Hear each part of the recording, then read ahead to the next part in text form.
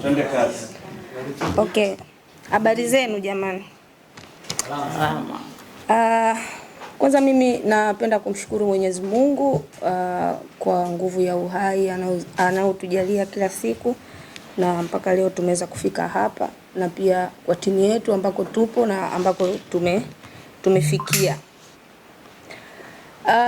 Niseme tu jambo moja, dada Dina ameongea vizuri sana, na kwa kweli jambo la kuwa na umoja na mshikamano ni jambo ambalo ni la msingi sana sasa hivi, hasa kwa wanachama na mashabiki wa Simba Sports, kwa sababu nafikiri kwa siku hizi mbili tumeona press zimekuwa nyingi sana, waandishi wa habari tunaona kupitia mitandao, kila mtu anaita upande wake, kila mtu ana upande, kila mtu anasema yeye, kila mtu anasema hiki.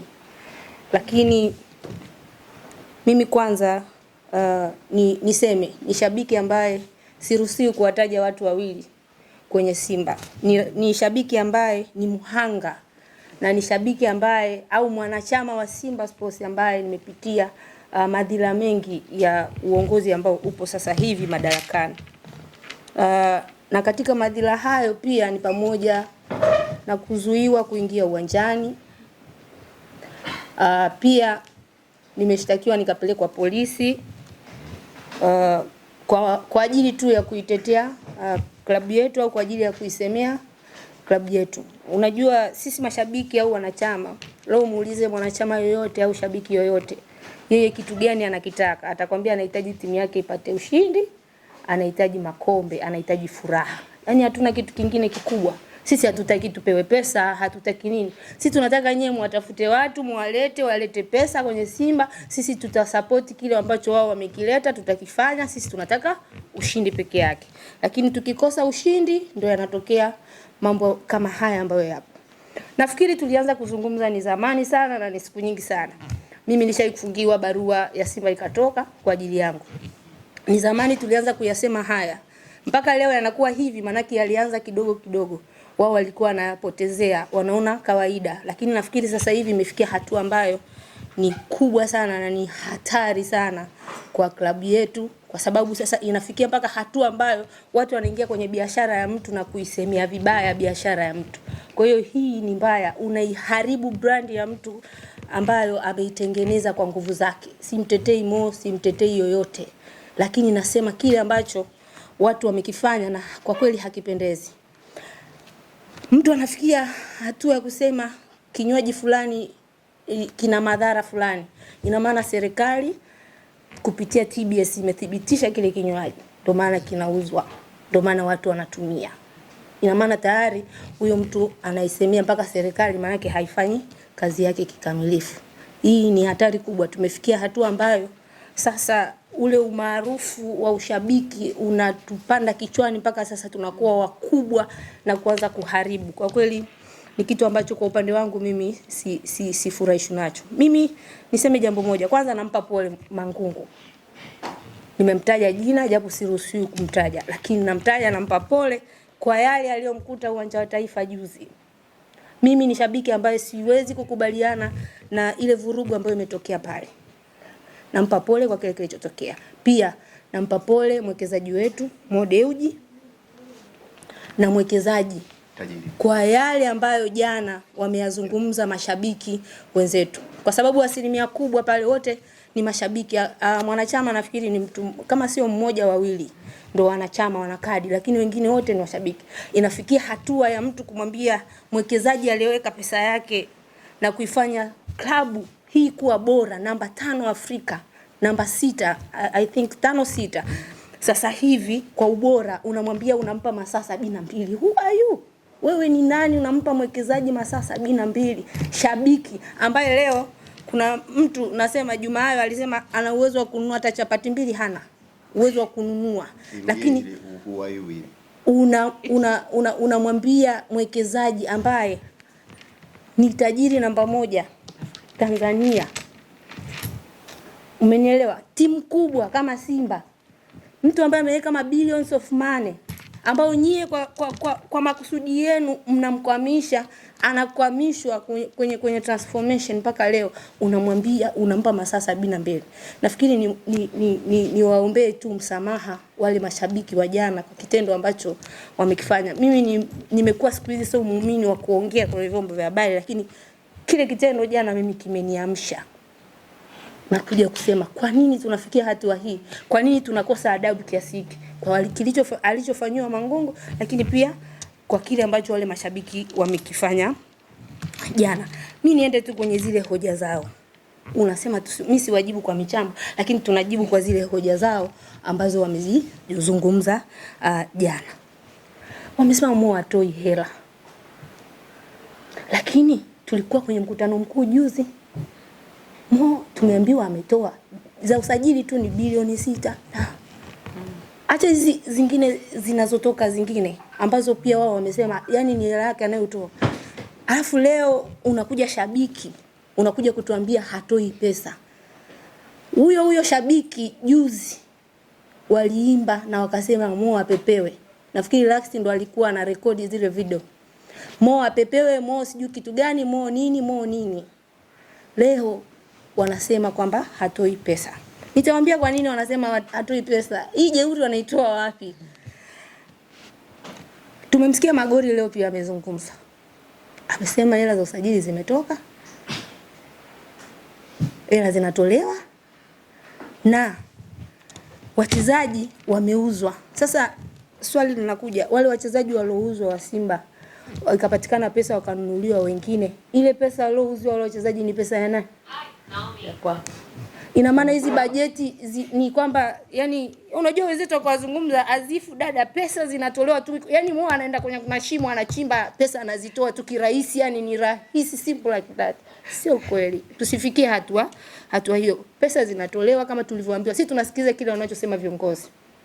Ina maana kama Simba kuna tatizo au Mo hatoi hela au kuna changamoto yoyote ambayo inapatikana ndani ya Simba wa kutoka na kuja kusema ni hasa ni mwenyekiti wetu ambaye yeye ndio anahusika kwetu. Yeye ndio anatakiwa kutuambia kwamba kuna tatizo 1 2 3, sisi tunakusikiliza, lakini sio kuwaita watu kadhaa uchochoroni na kuambia 1 2 3. Leo wanakuja kudhalilisha klabu yetu kiasi hiki.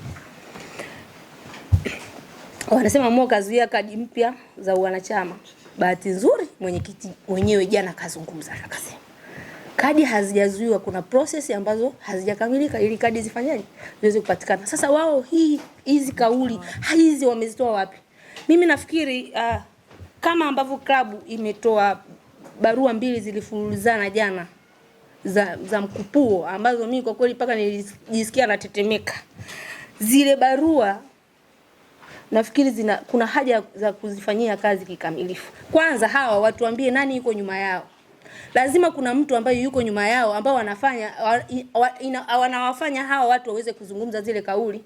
Kwa sababu kama mwanzoni mimi Dr. Mo au GB64 walikuwa wako against na hawa wanaowatetea leo. Juzi alituambia kwamba kuna kiongozi fulani hafai. Alafu leo anakuja kutuambia huyu kiongozi anafaa, huyu kiongozi anafanya hivi, huyu hafai. Kwanza ni watu ambao unatakiwa kuwatafakari na kuangalia mara mbili. Sasa hizi taarifa wao ambazo wanazitoa kuhusu klabu yetu, kuhusu kadi siju zimetoka, hazijatoka, zimefanya nini?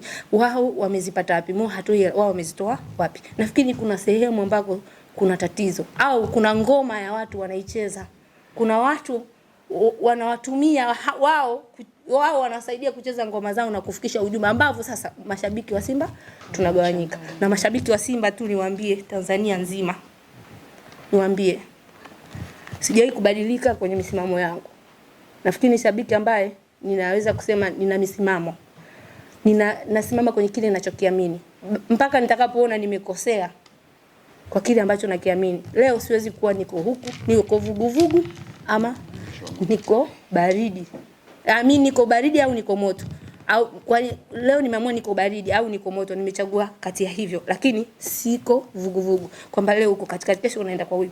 Akikupa 200, ina maana hawa hata kesho akitokea mtu yoyote akatoa pesa akawapa waiuze klabu yao au wafanye chochote, kuna siri yoyote ya klabu watoe, wana uwezo wa kutoa. Wana uwezo wa kufanya hivyo.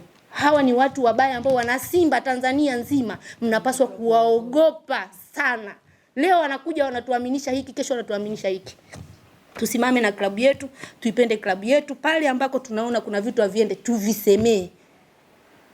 Watataka kutusikiliza watu tusikiliza, lakini tuviseme, ila tusikubali hawa watu ambao wanakuja kutugombanisha kwa namna moja ama nyingine. Eti Mo anataka kuinunua Simba.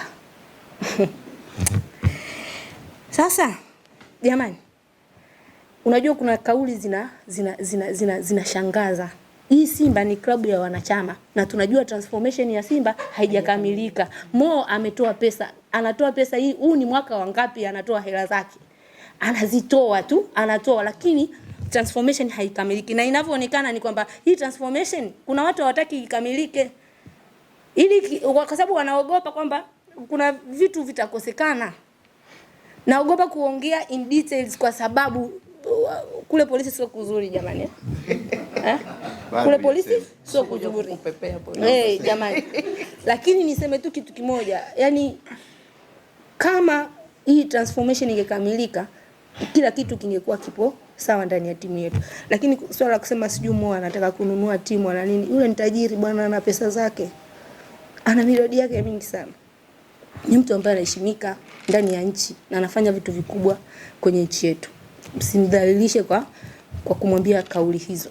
Sasa ukiona watu wanazungumza kauli kama hizo, maana yake kuna mbadala mwingine wa Mo ameandaliwa. Maana yake kuna mwingine yupo pale ameandaliwa. Sasa wasitupotoshe. Tunayemjua sisi ni huyu ambaye amepitishwa na mkutano. Na kama kuna tatizo la Mo, jamani viongozi wa Simba njooni mtuambie, semeni kwa mwanachama wenu. Na niseme tu, Simba kuna cheo cha influencer. Hakuna cheo cha influencer. Simba kuna wanachama na matawi na mashabiki. Mmenielewa? Matawi ya Simba ndio yanayopaswa kuitwa, yanayoenda kwenye mkutano. Maana ukiwa na tawi maana yake wewe ni mwanachama. Wale ndio wanapaswa kuambiwa na kujua klabu yao kitu gani kinaendelea na kitu gani kuna tatizo wapi na wapi, lakini sio ma influencer. Hatuna kabisa cheo cha influencer. Hata siku moja Simba hicho kitu hakipo. Wale wengine ni waganga njaa tu. Uko sahihi. Wanasema kwamba hawataki uchaguzi. Kwanza tu niwaambie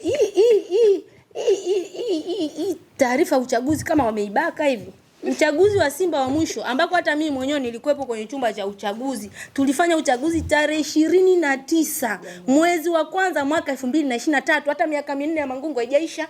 Ni mwakani ndo uchaguzi. Lakini sasa hivi wao wanadai uchaguzi. Uchaguzi upi? Wanaozungumzia uchaguzi upi? Ina maana wao wanataka nini? Maana yake wameshaanza kampeni na wanampigia kampeni anaonekana. Jamani, muda uchaguzi unafika. Wanachama wa Simba wapo na wanasubiri kweli kweli. Na tunasubiri kweli kweli hiyo siku ya uchaguzi. Na tunajua ni mwakani. Mwezi wa kwanza ndio miaka 4 ya jamaa inaisha. Lakini masuala ya kuzungumzia uchaguzi sasa hivi kwa kweli mnatuchanganya. Hem, tuizungumzie timu. Wewe fikiria timu iko Angola.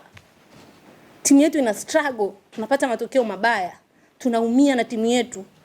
Vitu ambavyo hatujavizoea. Sisi timu inacheza mechi 4 tuna pointi 1. Hatujazoea hivyo vitu hata kidogo, afu watu wanazungumzia uchaguzi. Imagine. Watu wanazungumzia sijui Mo afanye nini, Mo afanye hiki, afanye hiki. Ni kutuvuruga. Na kweli na naamini kwamba hii ni agenda ya watu ya kutugawanyisha wana Simba tusio wamoja. Na wanasema uwagawanya watu ili uweze kuwafanyaje? Uwagawanya ili uweze kuwatawala, ndio kitu ambacho kinatokea. Sasa sisi wana Simba tunasema, na mimi niwaambie tu kupitia vyombo vya habari, wana Simba tusikubali kugawanyika. Nguvu moja yetu tuendelee nayo na tuendelee kuisupport Simba. Mwekezaji amewekwa pale kikatiba. Tusubirie muda ukifika anakuwa mwekezaji kamili. Hizo transformations zikamilike. Sisi tunachotaka zikamilike. Kama kuna mtu yeyote amekaa hapo anazikwamisha, jamani ziachieni. Au mnataka mpaka siku wana Simba wamenyongana, wamechinjana ndio mtajua kwamba hao watu wako serious. Kwa sababu kwa hatua hii iliyofikia ni hatua mbaya sana. Watu hawamheshimu mpaka mwenyekiti, anafikia mtoto mdogo kabisa anataka kumwamba mwenyekiti vibao. Kwa kweli ni kitu cha ajabu sana. Tunakoelekea ni kubaya. Sisi wana Simba tunakoelekea ni kubaya na tuna hali mbaya. Hatujazoea hivi vitu na sisi hatutaki kufanya vurugu. Lakini kuna wakati wanatuprovoke. Ndio maana haya mengine yote yanatokea.